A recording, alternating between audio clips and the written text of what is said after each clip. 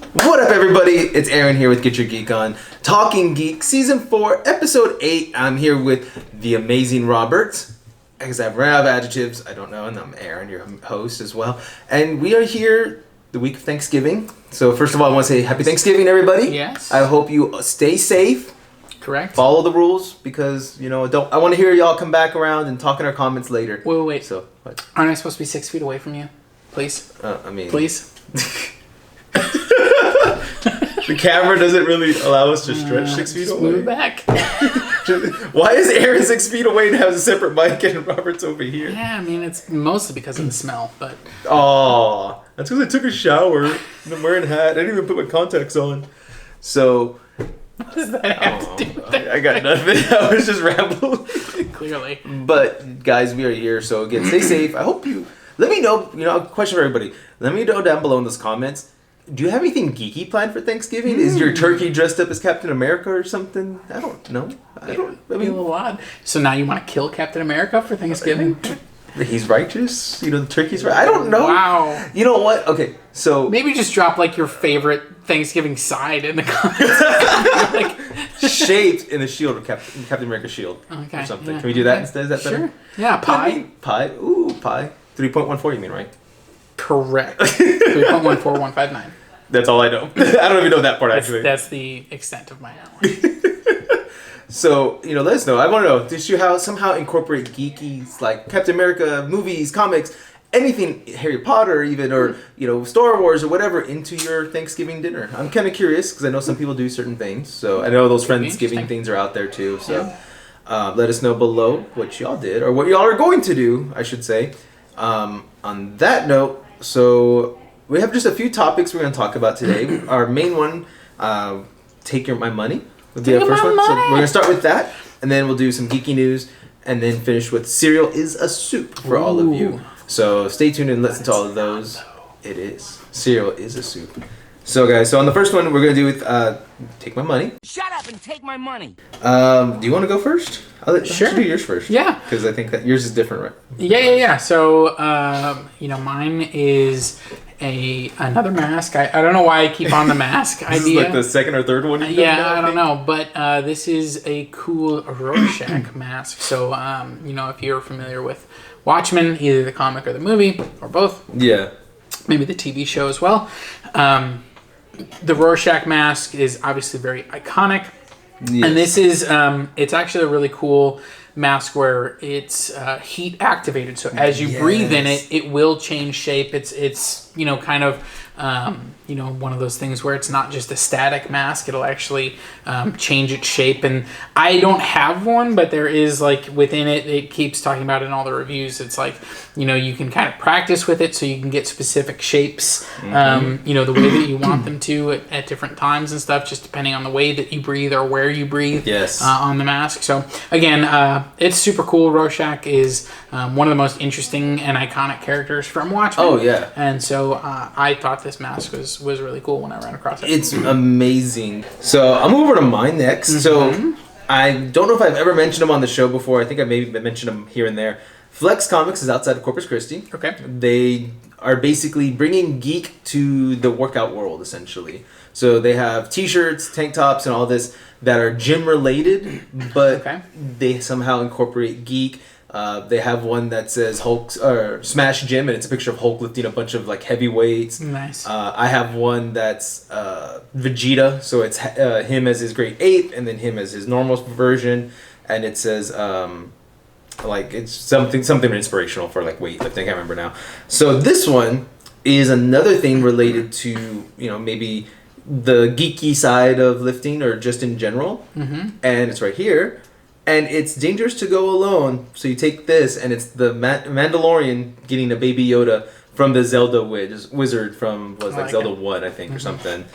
I think it's cool. I was like, yeah, it's dangerous. He does need Yoda. I mean, Baby Yoda. He would have died against the Mudhorn. He would probably without Baby Yoda. So. He would have. So he needs Baby Yoda, and Baby Yoda needs him. Right. I think. I don't know. Probably. So let me know what you think.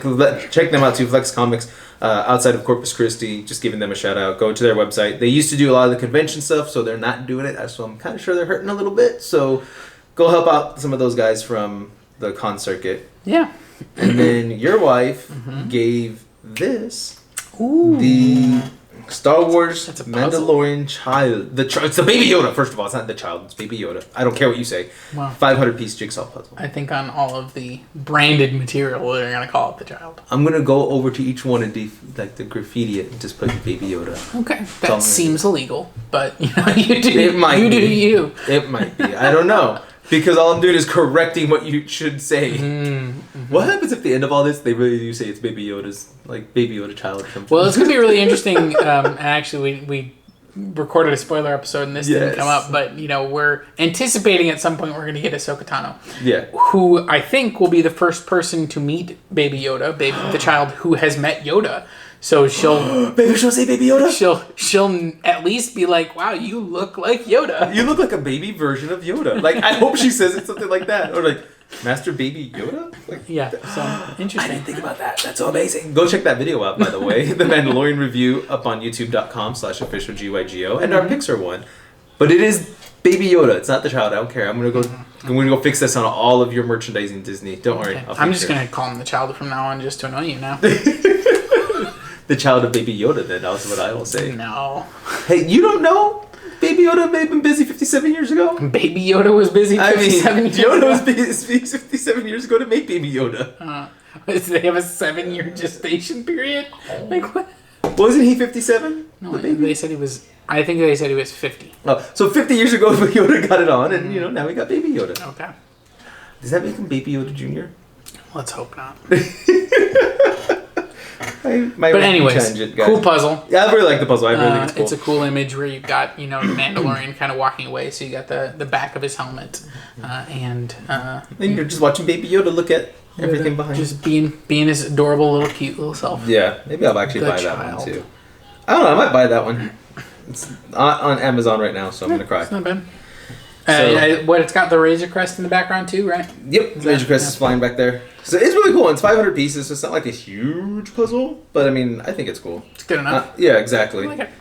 So check it out, guys, and let us know. Yeah. So on that note, I think we'll just move straight into our news segments because a lot of news dropped. So we're going to cover what we think are the biggest topics for you guys in case you missed them, and we'll go from there. So do you want to start off on that one? Yeah, I mean, the biggest thing I think that hit was the announcement that Wonder Woman 1984 is coming to HBO Max on Christmas Day, simultaneous with its release in theaters. So it is still going to be in theaters, but it's also going to be available on HBO Max. At least at this point, it's not been announced that it's going to be like an extra added cost like Mulan was for Disney Plus. Yeah. I think this is just, if you have an HBO Max subscription, you will be able to watch Wonder Woman 1984 on that subscription. And I think that this is definitely a way to drive subscribers to HBO Max. But I don't know, what do you think about that?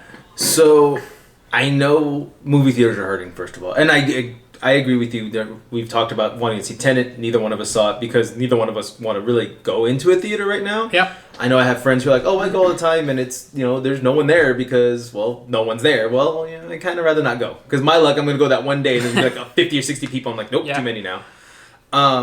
So I'm interested in how this is going to work. Yeah. Is there going to be any money made in this sense? Because Wonder Woman's a big box office, budget. Yeah. I'm sure they probably a couple $100 million or maybe $100 million. I'm sure it's up there. I'm sure it cost at least $200 million in production costs, and then you add in marketing stuff and everything like that. Like, yeah, these are not cheap movies to make. No. So if you're not a cheap movie, how are you going to make money? Because they rely on those ticket sales. That's where they make. So $200 million to make Wonder Woman. Yep. They rely on those ticket sales to recoup that and then make money. Essentially, the movie theaters rely on you buying food. That's how they make their money. Yeah. So I think the question is going to be an HBO Max subscription. I think is about $15 a month. $14.99. Yep. So. With the free trial, though. So yeah, I mean, it's the question of, are enough people going to sign up that don't already have it to make this, worth it for Warner Brothers? And there is still going to be some release in theaters. I think there were even like Patty Jenkins, the director, was talking about they're trying to work out some deals with theaters where you can rent the screen. Some theaters are already doing that, where it's like you can rent out the entire theater for specific movies. So I think they're trying to work that out too, so you can like take your bubble of people and go, and just be in there with people that you already feel comfortable being around. To go see the movie, and that's, to me, I mean, I think this is a fairly smart business strategy.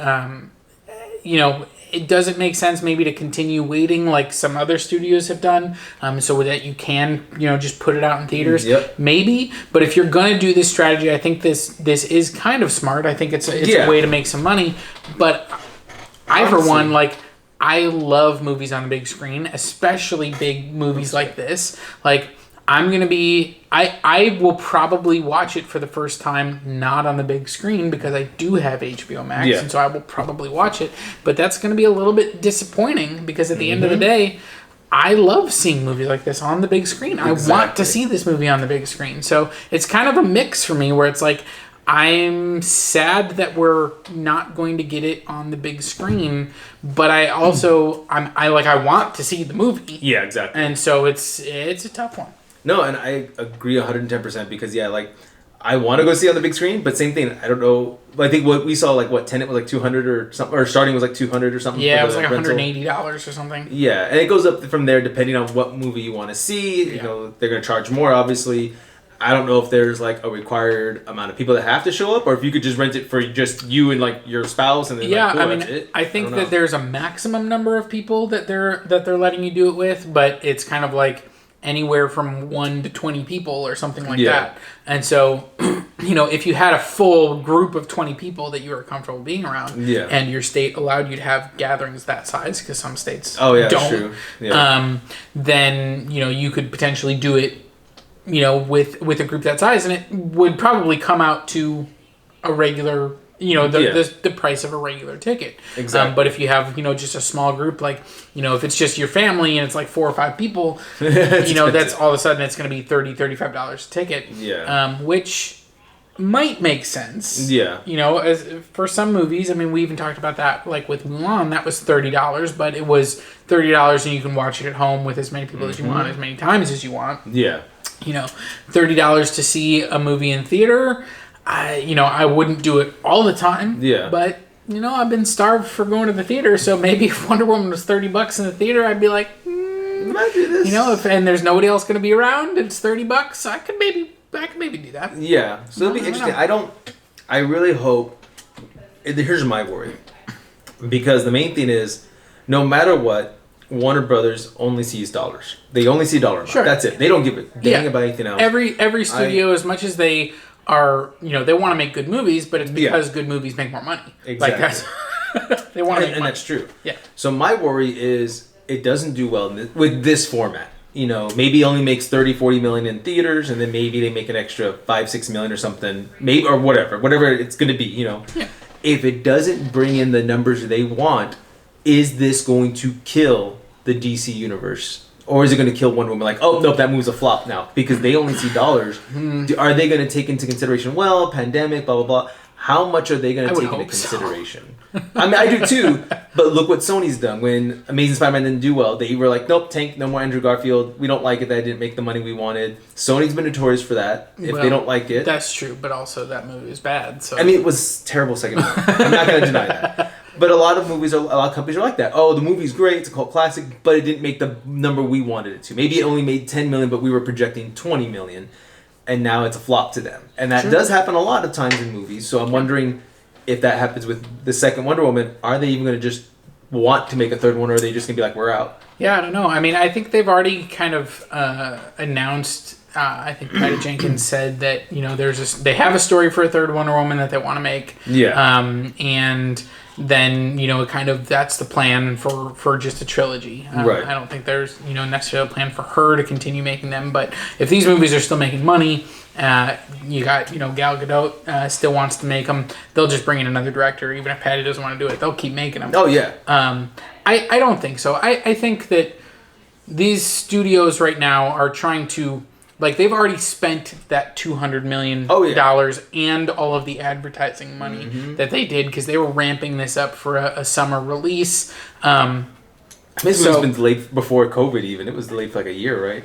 Even before COVID, it had gotten delayed.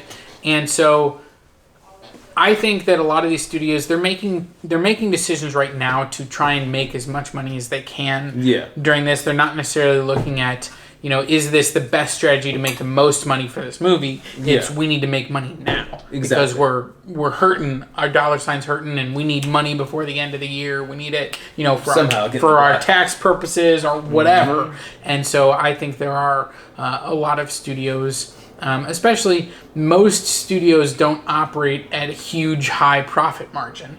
Like most studios are not Disney. Yeah. And so, they need their movies to bring in the money that they project every year, especially in a case like this where they've already spent that money. They need it back. And so this would still got your lender wanting their money back. Yeah, so this would not be surprising if that's just part of it. I think they're going to understand that this movie is not going to make as much as it would if it was releasing only in theaters in a environment where everyone felt comfortable going to theaters. Exactly. And I think they're going to understand that. Yeah, I agree. But kind of sticking with that, there was also an announcement with Universal and Cinemark. Yes. They've come to an agreement because there's been long-standing agreements between movie theater chains and studios about how long movies have to play in theaters before they're allowed to be released to streaming. And so Cinemark and Universal have kind of agreed on this deal, and Universal had already entered into another agreement with another chain, and I don't remember which one it was, but this is kind of a different take on that deal where it actually, I think this is really smart for both sides. AMC, by the way. Okay, so the details on this deal are that basically what this allows Universal to do is any movie they put in Cinemark, it will play in the theaters for a minimum of 3 weeks, and then depending on how much money it makes, like I think they set the threshold at $50 million opening weekend. So if it makes more than that, then basically it will continue to be in theaters. But if it makes less than that, then Universal will have the option. They don't have to do it, but they'll have the option to say, okay, we're going to release it on premium video on demand. So we're going to, release it to people that want to pay for it and watch it at home. They're going to be able to see it, only 3 weeks after it comes out in theaters. And if they do that, basically, again, that doesn't mean they're pulling it out of theaters. It might still just be a simultaneous. You could still go see it in theaters, but you could also watch it at home. But I think that's really smart because it's not going to cut into the box office for the major blockbusters, right? Which is where theaters and studios make their money. Yeah. Those movies that make $100 million opening weekend, that's where they make their money. So you're going to have those movies that make maybe $10 million opening weekend. The next weekend, they're making $2 million. The weekend after that, they're making $1 million. And now they're going to be able to say, okay, now we're going to put that video on demand. And so it's only been 3 weeks and people can watch it. So I think it's really smart. It is. I think that's an amazing deal that it benefits everybody. Like you said, opening weekend is the only time, not only time, but that's the main time theaters make their money. Yeah. You're going to get all your sales because, again, they don't make money off of the ticket sales. They make it mostly off the actual food and drinks and all that other stuff you buy.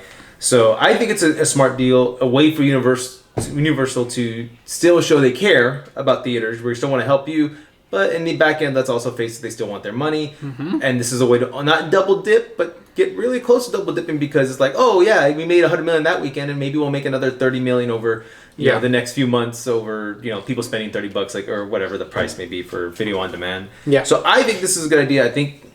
Is this the wave of the future, though? Is this going to stick around after COVID? I don't know about that. I think once COVID is done, or if it ever gets done, which, pandemics, don't know how they work, maybe it'll revert back to the old agreement, after 9 days or whatever. So I think this is going to be something that could be the model for the new future. Because, again, the movies that make both studios and movie theaters money are the ones that are those big blockbusters that bring in huge box office weekend money.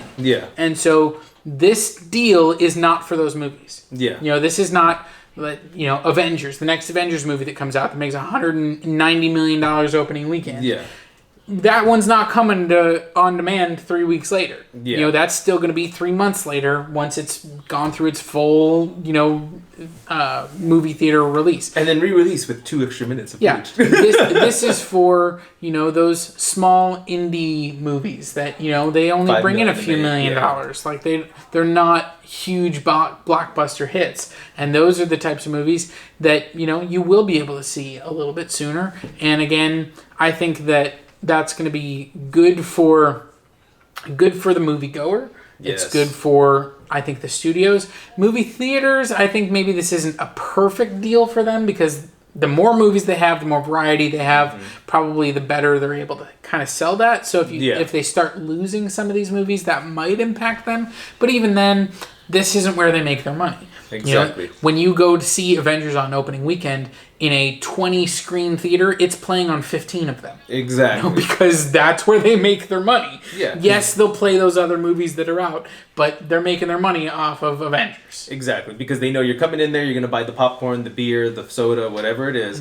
And that's where they make their money. They don't make it off the ticket sales, but they know if they can sell more tickets, there's a high chance they'll sell more food. Yeah. And drink. So that's, again, I think you're right. I think the smaller movies, to be honest, I think the smaller movies are going to benefit perfectly from this. They'll get the big opening, you know, if it's only like a $2 million film, $3 million film, maybe a little bit more, they may make their money back opening weekend at most, and then hopefully video on demand is where they'll get an actual revenue for everything and keep money. I think it's a smart deal for the studios. I think it's good for moviegoers who, you know, there are a lot of people, whether they're, you know, families with young children or maybe they just have, you know, mobility issues or certainly right now people that are worried about, you know, health issues and things like that, you know, don't get a chance to go out to theaters, but they still love movies. They want to watch them. And so, you know, those type of people that maybe, you know, hey, I couldn't go see the new Star Wars movie because I didn't have a babysitter for my kid. Well, guess what? Now, instead of having to wait 3 months to watch it, you can watch it, you know, in 3 weeks. Except not with the Star Wars movies, because that's going to make more than $50 million. But you get my point. Yeah. Like, you know, people that maybe would like to go to the theater, but for whatever reason, with their circumstances, they can't.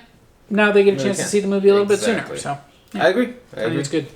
All right, let's transition a little bit. We're gonna stay in the movie business, but we did get an announcement that Deadpool 3 is happening at Marvel Studios, so Disney's Marvel Studios. The report is that it's going to be R-rated, and we've got new writers. I believe they're the Molyneux sisters, I believe is how you pronounce it. We'll go with you. I don't say names. And they are known for writing on Bob's Burgers.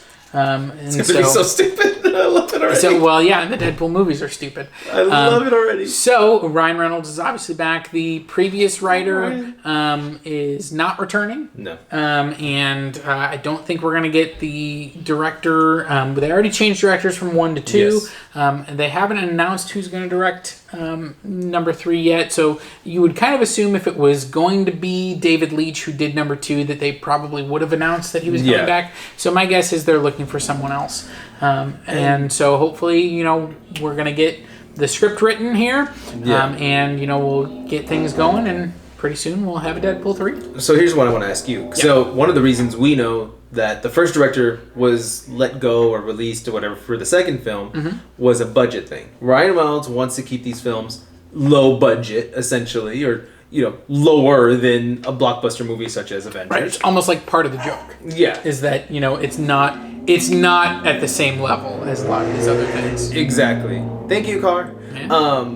Get your muffler checked. Stop putting holes in it.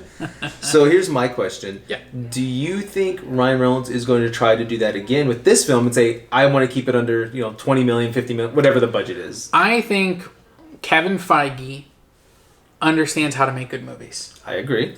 And I think Ryan Reynolds probably got in a room with Kevin Feige and they talked through this and they understood, okay, this is where I'm coming from. And this is, you know, this is the R-rated property that we were able to bring to life at Fox and it made a lot of money and we love it and, you know, all those things.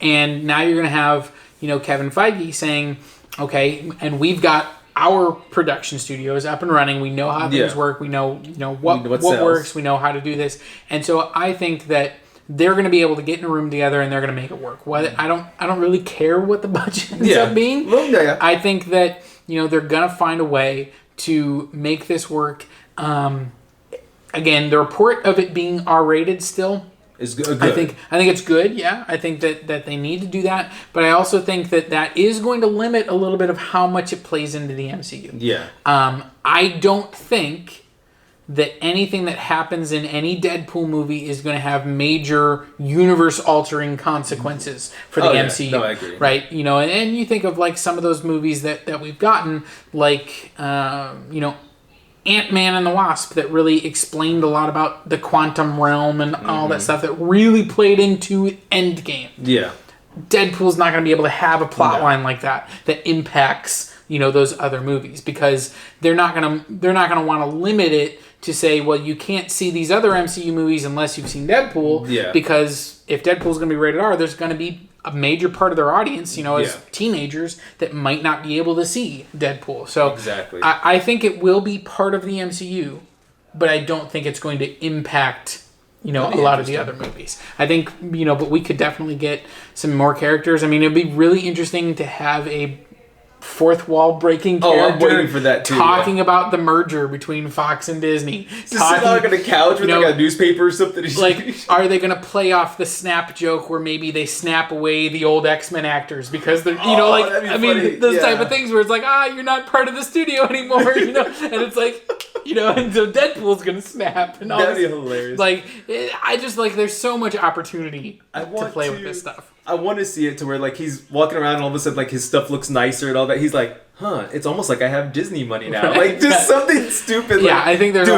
a lot of jokes like that are available to them. I hope he runs with them too. I think that they will go with. I don't know that it'll be over the top where they'll just be hitting every single one. Oh, I hope they do. But I think that there'll definitely be several jokes. I hope so, and I hope again though, like I really do hope they do the snap thing. That'd be hilarious. Like if you and especially if it's like a toy, like Thanos glove or something like that, like it's not a real one, and he just does that. He's like, and then all of a sudden you see all of James McAvoy shows up and he just starts disappearing. Like that would be really funny.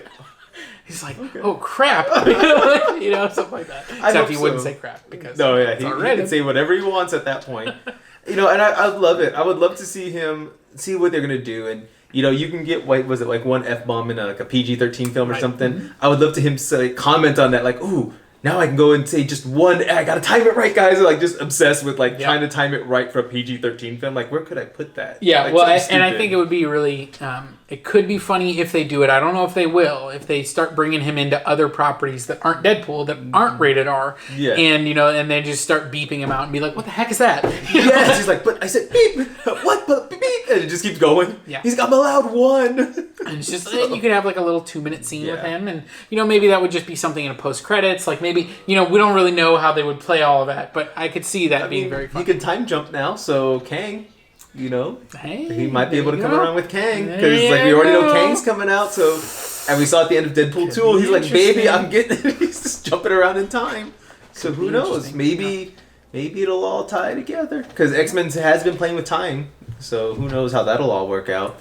I would like to see it though. I'm curious on what they're gonna do. Yeah. I hope Ryan Reynolds does really go with these jokes that we want. And I think he will. I hope they keep the same type of humor from the first two Deadpool movies, and I think they will. But Disney could also be a little gun shy. We don't really know. I really hope they stick with the whole. There's not a lot of other X-Men around because at first originally he couldn't afford them because they didn't want to let go. Right. And then you get a few extra in Deadpool 2 and he even comments about it. Yeah. And I hope that kind of happens, like maybe just like one or two more. Well, I love he shows up at the X-Mansion and there's that scene where they're all in there. They're just slowly closing the door, like we don't want anything to do with this. Yeah. That's funny. I hope they do something like that. But or before the Avengers Tower. And I love the the relationship he has with Colossus or Teenage Negasonic Warhead. Yeah, whatever her name is. Yep. I had to slow. Yeah, so I think the way he interacts with them has always been funny. Of course, having the Juggernaut show up in the last one was awesome. They finally fixed him. Yeah. It's just full CGI and just it's giant, and it's still Ryan Reynolds, and So I having Josh Brolin as Cable, which maybe he'll make a comment on that because he was also Thanos. And so, now you get Ryan Reynolds making a comment on Josh Brolin being gay. That would be like, funny. Wait, did you have like a purple chin before? You know, That'd like be hilarious. something like that. You know, like you could play with a lot of stuff. It'll be hilarious to see what they're gonna do with it. Yeah, I'm excited. So, other movie news though.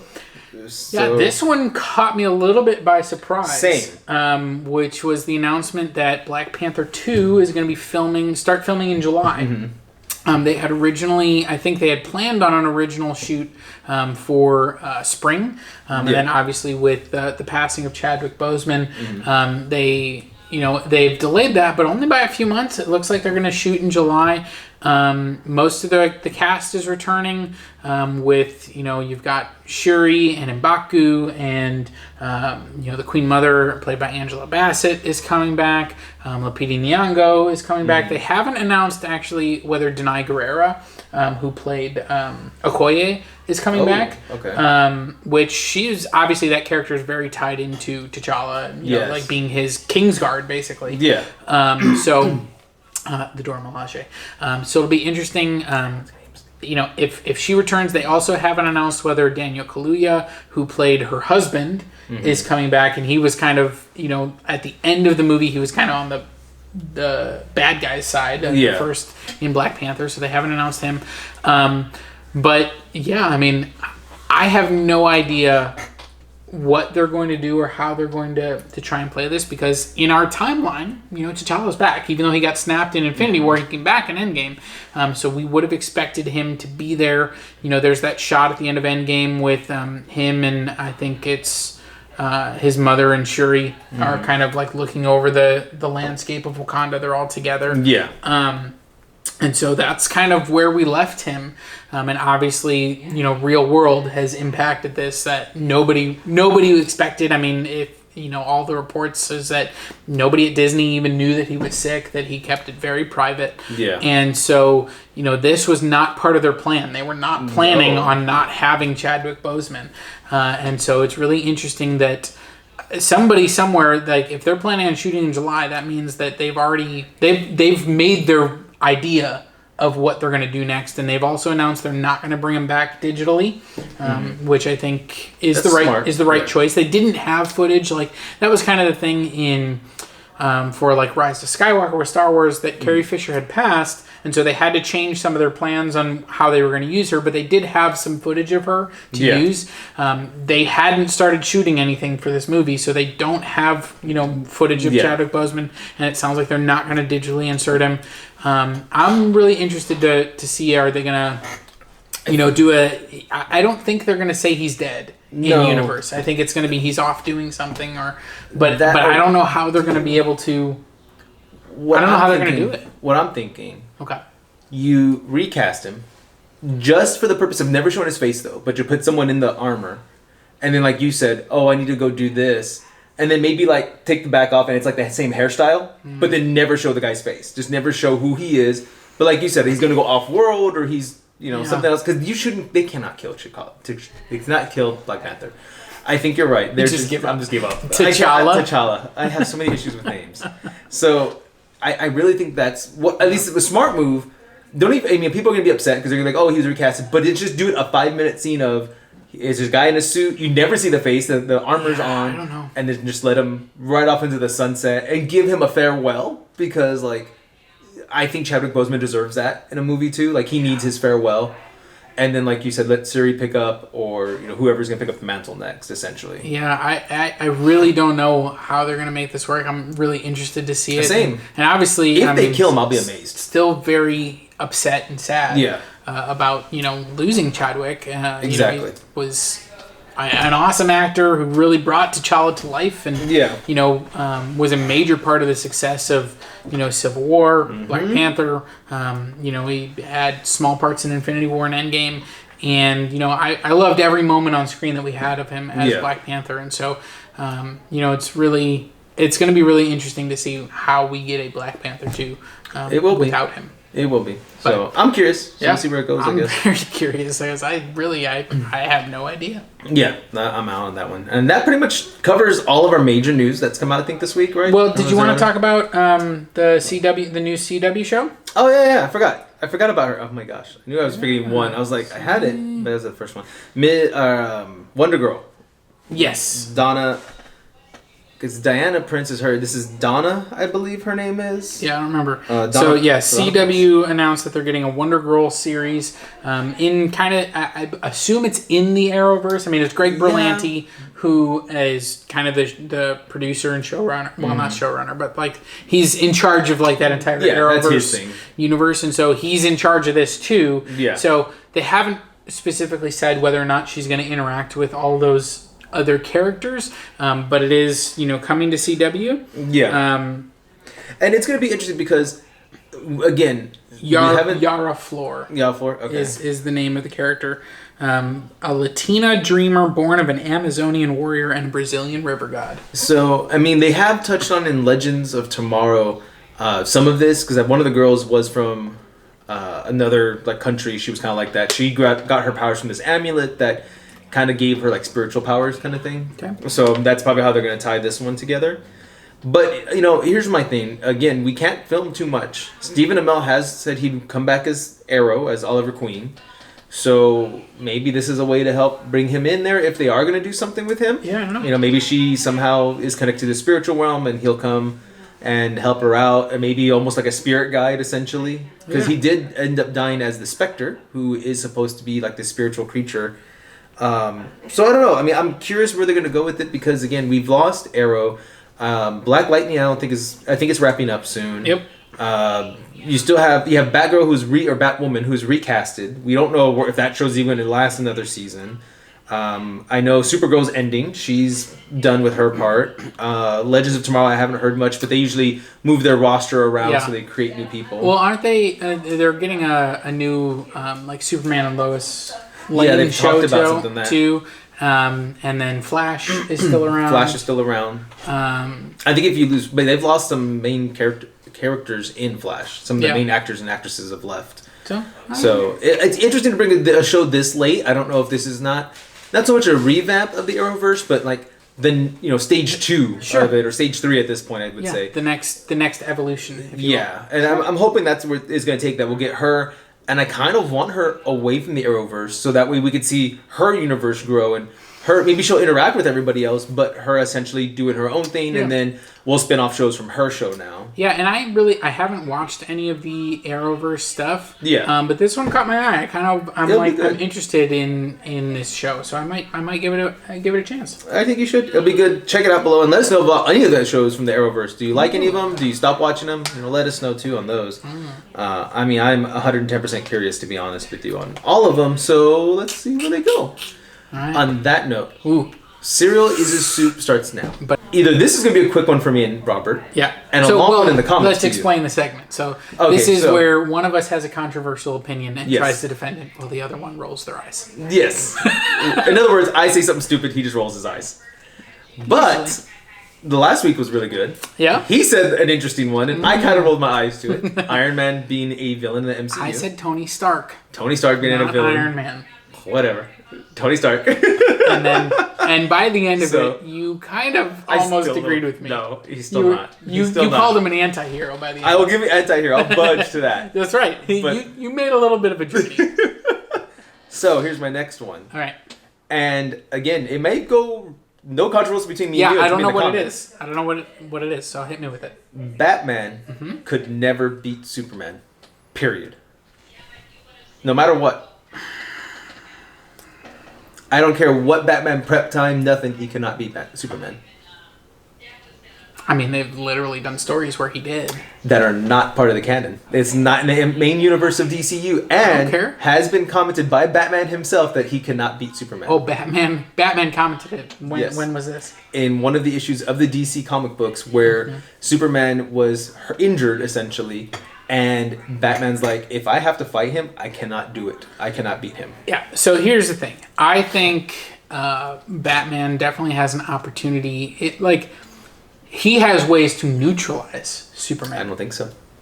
I mean, we know that Kryptonite can neutralize Superman. And Superman knows he always has it on him, so he could literally heat vision it away and destroy the Kryptonite. Well, but I mean, you're saying that there's no way that Batman could have the element of surprise. Like zero. I honestly think zero. First of all, supersonic hearing. Yeah, but he doesn't mind read. No, but who's Batman talking to about this? Batman doesn't talk to anybody. But he's going to hear moving. He's going to hear... Batman's all about stealth. But you have a guy who could hear a fly buzzing 3 miles away. Yeah, but all he has to do is like act like, hey, buddy. He doesn't have to act like he's going to do it. He's going to look at him and be like, what do you want, Bruce? Because like that's not Bruce Wayne. That's not Bat. Sure. He knows that right off the bat that's not Batman. Mm-hmm. If he acts just out of character a little bit, he's going to be like, what did you do? Yeah. He knows but Batman's he's already deployed kryptonite on him. All he has to do... So you think...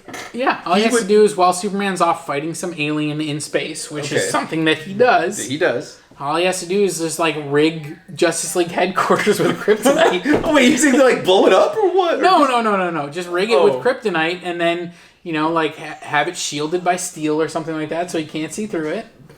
And you don't think he would kind of like start putting 2 and 2 together like something's not right here? I think Superman, it would be a little bit distracted. He's flying back home and he's gonna be like, cool. Yeah, he's tired. He's tired. Steel? He's tired. He just like defeated these aliens, whatever, and he's coming back. He's just looking for a good night's rest, and all of a sudden, boom. He'd go back home with Lois. He wouldn't stop at the Justice League Tower or anything. Okay, fine. Then Batman breaks into their apartment. Well, he's breaking and entering, so he's a villain. I never said Batman wasn't a villain. Let's just be honest. That is true. We've gone over that too. I never said that. Batman is a bad guy. I think, first of all, he has a Fortress of Solitude. Uh-huh. He has his place with Lois. I don't think Batman's going to Let me ask you a question about the Fortress of Solitude. What does solitude mean? By himself. Uh-huh. Nothing there. Does anyone else ever come in his Fortress of Solitude? Like all the time in all the movies and comics? Only if he brings them there. Uh-huh. So it's not really a solitude then, is it? He brings Lois there. Who else has he brought there? Mm-hmm. Who else did he bring? Well, at least in the movies, what's his face? General Zod came there and... Oh, we're talking about Superman 2. Oh, I thought you were talking about like Man of Steel. And I'm like, huh? I'm talking about Superman. I forgot about, Christopher Reeves, yeah. Okay, yeah. And he gets... That's not a controversial opinion. No. Christopher Reeve is Superman. Yeah, he is. That's not. If you disagree, well then just get out of here. Yeah, and he throws silicone foam at him or something like that. That's so terrible. It's the shield on it. Yeah, this didn't stop me, but it's a very minor inconvenience. I mean, but okay, so yeah, some people have found the Fortress of Solitude. Mm-hmm, mm-hmm. But again, Superman is super strong. The greatest detective. And? So I think he'd be able to find the Fortress of Solitude. Okay, so he finds the Fortress of Solitude. Mm-hmm. You don't think, again, Superman's going to realize he was in there? Because he also has a security system in there. By the time he realizes it, Batman will have already deployed his kryptonite on him. And I'm just saying there is a scenario. I'm not saying I'm the one that can figure it out. Yeah. But I'm saying there is a scenario where Batman is able to use the element of surprise to neutralize Superman. I don't think so. I think with all of Superman powers, because he is, let's face it, he's overpowered. Let's get that clear with everybody. I don't care what you say. Super strength, super speed, super hearing. Like, I mean, you could literally sit there and can he leap tall buildings in a single bound? He used to. Now he just flies over them. Yeah, they powered him up. Yeah, faster than a speed. Was it faster than a speeding bullet? More powerful than a locomotive. Mm-hmm. Able to leap tall buildings in a single bound. Now it's I can literally turn back time with my speed. I can just fly off on Earth and go do... Yeah. Right. Now he's as fast as the Flash, which is like, well, then why do you have the Flash on the team? Oh, and he's strong enough to pick up a book called The Book of Infinity, which is supposed to just be endless. But he can pick it up. And it's like, but that book literally has gajillions of pages in it because it's... Yeah. No, but he's that strong. So, I really don't think that Batman can do it because, again, Superman isn't stupid. I didn't say he was. I'm saying you're saying he can get the surprise. There is a scenario where Batman could surprise Superman. I just don't see it. I mean, like you said, maybe if he sends him off world, but then I think Superman's still smart enough to know Bruce is up to something. I mean, if you look at, what is it, the Justice League Doom? Yes, Justice League Doom, but he still didn't kill him even in that. I didn't say kill, I said neutralize. He's barely neutralized him. But again, that was also because of... the guy who has the kryptonite heart. I can't think of his name now. Yeah, I don't know, but Metallo, yeah. Yeah, but that was he was working off of the plans that Batman had created to neutralize the members of the Justice League, including Superman. But still, I mean, I don't think it would work. At least it could be pulled off by somebody else, but maybe not Batman. Because again, I think as much as Batman is paranoid about the universe, about the world, I think Superman's that paranoid about just Batman. Which he should be. Yeah, and I agree.